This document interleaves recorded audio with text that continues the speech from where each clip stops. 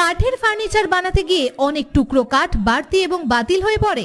ছোট ছোট টুকরো কাঠগুলি বেশিরভাগ মানুষই জ্বালানি হিসেবেই ব্যবহার করেন, কিন্তু ফেলে দেওয়া সেই অকেজো ছোট ছোট কাঠের টুকরোগুলি প্রাণ পায় সুনীলের বাটাল হাতুড়িতেই।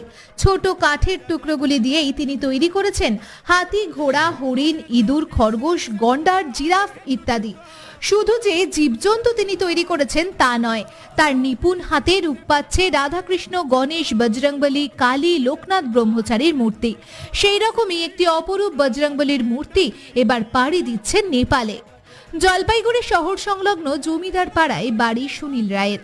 17 থেকে 18 বছর ধরে তিনি পেশায় কাঠমিস্ত্রি, কিন্তু মনের ভিতর পালন করছিলেন এক শিল্পী সত্তাকে, যার জেরেই গত 5-6 বছর ধরে ফেলে দেওয়া ছোট ছোট কাঠের টুকরোতেই দিয়েছেন শিল্পের অনন্য মাত্রা।